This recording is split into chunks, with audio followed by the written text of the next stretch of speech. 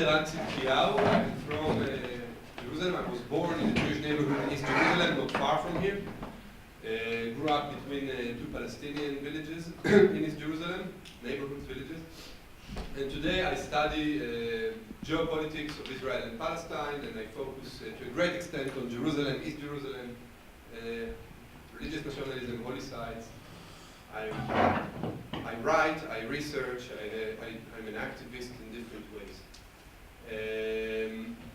Being with a group, and since really my colleagues mentioned so many points that could be of course expanded, I will try to give a bit of the experience and not to repeat as much as I can what was said.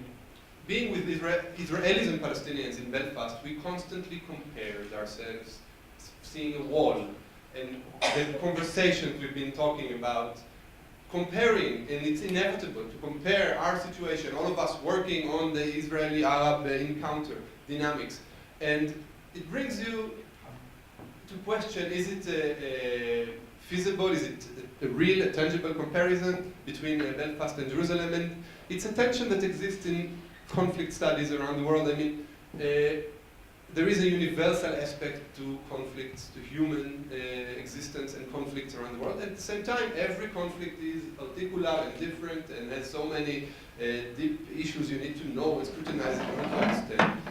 Mahdi Abdulhadi from PASIA here in Jerusalem wrote in his 2004 Ireland and Palestine, there are many differences between the conflict in Ireland and Palestine, but there are also key similarities.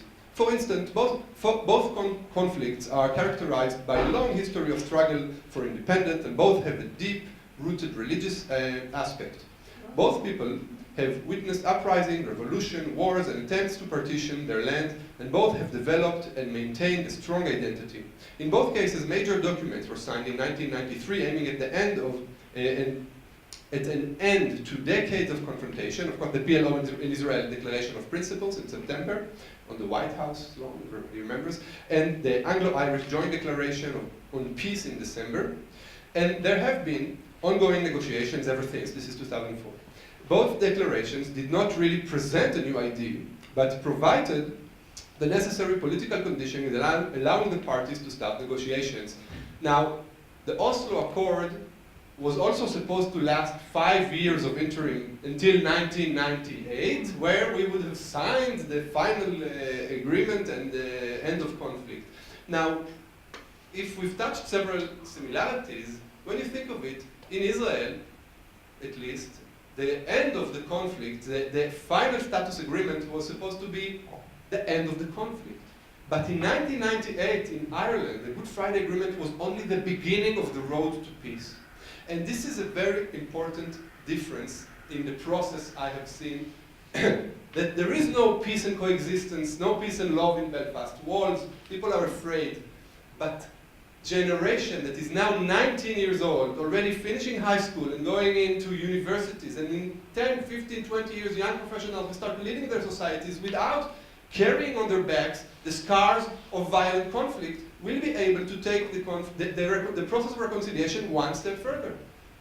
This will put us, let's say differently, the people in Belfast and in Northern Ireland today, they have the responsibility only to maintain what they've achieved so far without going back, deteriorating, giving the next generation the possibility of taking it forward.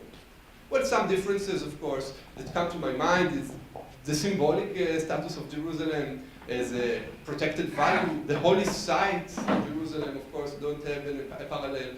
And the depth, and some members of the group didn't agree with this, but the depth of the religious and ethnic, to some extent, aspects that Jerusalem represented, maybe the Israeli-Palestinian.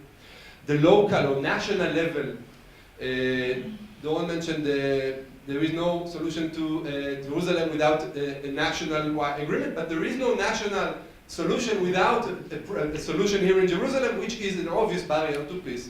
So there is a dialectic here as well. Of course, the regional context in the Middle East and in the Irish island is very different. Of course, the international context, time is different. And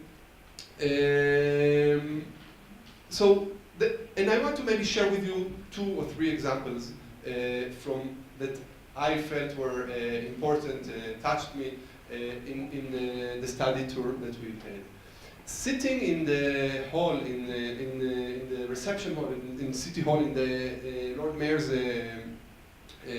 chamber, and talking to Deputy Mayor Mary Ellen Campbell. She's a Sinn Féin member, and she was talking in the Lord Mayor's chamber where when he's a DUP representative. And so all of a sudden she stops. She's a very human person. We had I was very impressed, and it was a very eye-level conversation with her. And suddenly she stops and she says, "Oh, there's Michael Higgins over there between the king and the queen." And I didn't know that Alan put his picture here. I mean, the Irish president in the DUP mayor's office. Now, for me, it took time to understand, but it means that the deputy mayor from Fatah, in the mayor's office from Likud, between Rivlin's and Netanyahu's picture, he sees the picture of Arafat or Abbas. And he says, "Oh, wow, what a nice gesture." Now, this is what it means, power sharing. This is what it means to remove Protestant hegemony and share power. This is what it means, equality. Now, police Chief Inspector Gavin Kirkpatrick took me after the talk. First of all, we were comparing and that situation in Jerusalem and Belfast, and then he mentioned, by the way, our police. He talked about the challenges of police force securing a city in conflict and all the different aspects, and then he said, "But we didn't shoot anyone in 10 years." I was shocked. I mean, 8 years, or he wasn't sure in the beginning.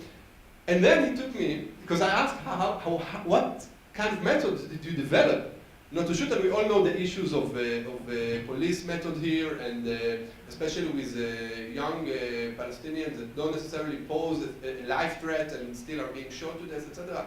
And he took me to a picture of the entire police casualties from the beginning of the Troubles in the late 60s all the way to nowadays. And there were 302. He said from 69 to 98, 300 police officers died in Belfast. But from 98 to now, only 2. And another thing that happened since 98 was that the police was reformed.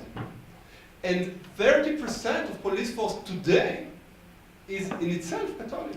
So I'm not trying to idealize it, but this is a major change. Now, when we talk about power sharing,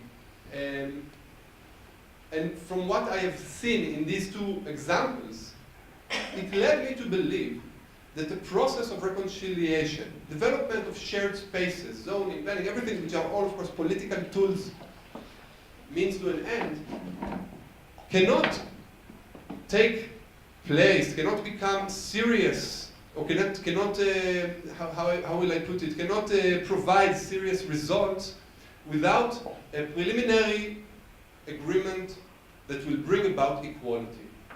From the place we are equal, we can start talking about shared spaces, development of shared education, reconciliation. That is my belief.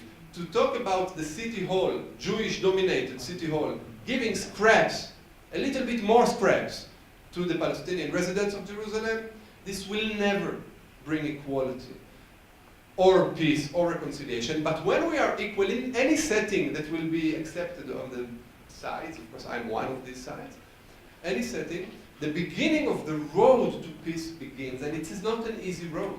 You can always go back, you can deteriorate, but the 1998 agreement changed the power, the balance of power. And today, Catholics and Protestants sit as equal for 19 years, managing public sphere, and they are moving forward toward reconciliation and peace. So this is maybe a prerequisite for shared space, for open space, a political agreement, robust, supported by political prisoners, sustainable, political will behind it, etc., civic society from below, political will from above, to start the road toward reconciliation and peace and shared spaces here in Jerusalem. Being the last speaker, I would like to take the opportunity to say thank you very much for all of you for supporting the project, for enabling us to go and learn about not only about Belfast and Northern Ireland, but also about ourselves. We have created friendships, we have learned from each other, we have learned from each other's comments, and it is also an opportunity for Israelis and Palestinians to interact together outside of Jerusalem, and it is an important experience already bearing fruit personally, professionally, and as an activist, and I've seen some of the friendships forged in the group, and so for that I want to thank you and to express my hope that it will continue for the next years. Thank you very much.